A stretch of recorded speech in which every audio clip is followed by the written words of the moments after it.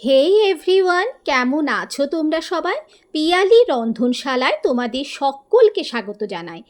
আজ আবারও একটা খুব জনপ্রিয় নিরামিষ রান্নার রেসিপি নিয়ে হাজির হয়ে গেছি, মোচার ঘন্ট।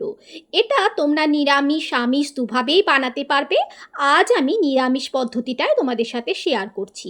আজকের মোচার ঘন্টটা আমি নারকোল দিয়ে একদম নিরামিষভাবেই বানাবো। এর জন্যে প্রথমেই আমি একটা মোচা নিয়ে নিয়েছি।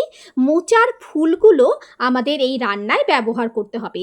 মোচা কিভাবে ছাড়াতে হয় সেটাও তোমাদেরকে আমি দেখিয়ে দিচ্ছি। তার আগে হাতে একটু সর্ষের তেল লাগিয়ে নিয়েছি। এতে কি হবে, মোচার যে কষটা সেটা কিন্তু হাতে লেগে যাবে না। যে আঁশের মতো সাদা অংশটা থাকে সেটাকে বাদ দিয়ে দেবে, সঙ্গে ওপরের দিকে যে শক্ত অংশটা থাকে সেটাকেও বাদ দিয়ে দেবে। এভাবে প্রত্যেকটা ফুলকে আমরা ছাড়িয়ে নেব। দেখেই বুঝতে পারছো আমি কিভাবে ছাড়ালাম। এবার কিছুটা কিছুটা করে ফুল নিয়ে ছুরির সাহায্যে সরু সরু করে আমরা কেটে নেব। এই কাজটা তোমরা বটিতেও করতে পারো।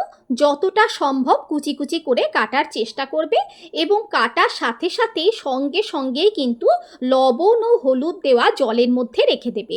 তাহলে কি হবে, মোচাটা কালো হয়ে যাওয়ার ভয় থাকবে না।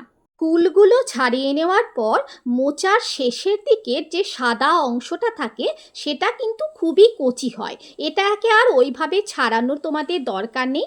আমি যেভাবে কাটছি সেইভাবে কেটে নিয়ে কিংবা লম্বালম্বিভাবে কেটে নিয়ে তোমরা কুচি কুচি করে এটাকে চপড করে নেবে। দেখো আমি দেখাচ্ছি, যেভাবে আমি দেখাচ্ছি সেই রকমভাবেই ছোট ছোট টুকরো টুকরো করে কুচি কুচি করে আর কি চপড করে নিতে হবে।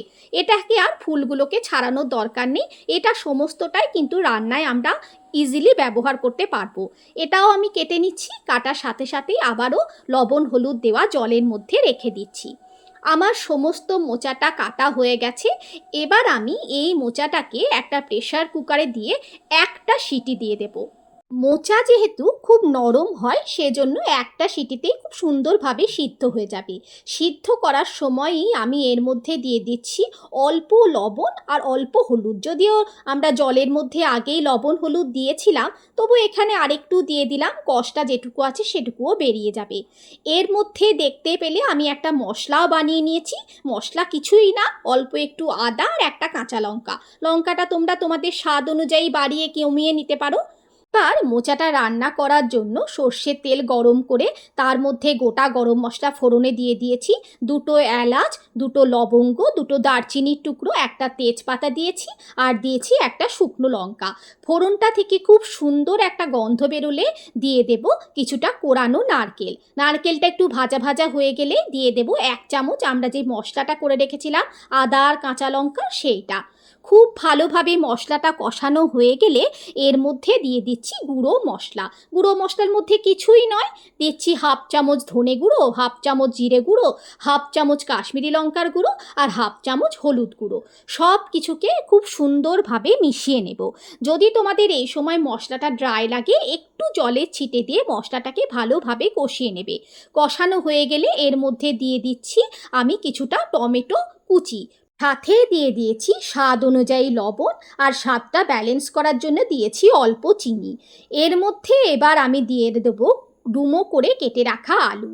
মশলার সাথে আলুটাকে খুব ভালোভাবে বেশ কিছুটা সময় ধরে কষিয়ে নেব। দেখতেই পাচ্ছ আমি আলুটা দিয়ে খুব সুন্দরভাবে কষিয়ে নিচ্ছি। আলুটা কষানো হতে থাক, এদিকে আমাদের মোচাটাও সিদ্ধ হয়ে গেছে।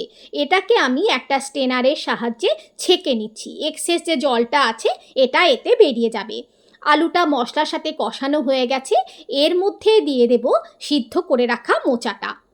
সিদ্ধ করা মোচাটা দেওয়ার পর আলু মশলার সাথে বেশ কিছুক্ষণ সময় ধরে লো টু মিডিয়াম ফ্লেমে ভালোভাবে রান্না করে নিতে হবে।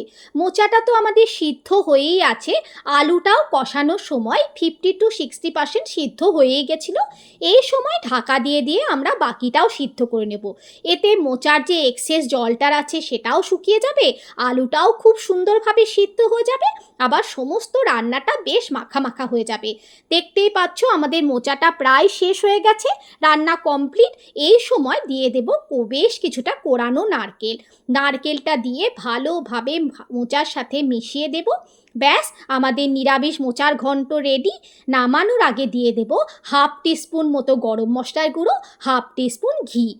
ব্যাস, সব কিছুকে একবার ভালোভাবে মিশিয়ে নিলে এই সুস্বাদু সম্পূর্ণ নিরামিষ মোচার ঘন্ট কিন্তু একদম রেডি। এটাকে আজ আমি সার্ভ করেছি গরম গরম ভাতের সাথে। রেসিপিটা তোমরা একবার হলেও অবশ্যই বাড়িতে ট্রাই করে দেখো, বাড়ির সকলের খুব পছন্দ হবে। কেমন লাগলো আমাকে কমেন্ট করে জানিও। ভালো লাগলে প্লিজ একটা লাইক করে দিও। আর এরকম রেসিপি আরও দেখার জন্য আমার চ্যানেলটাকে সাবস্ক্রাইব করে রেখো। ফেসবুক থেকে দেখলে পেজটাকে ফলো করে দিও। ভালো থেকো সবাই, বাই বাই।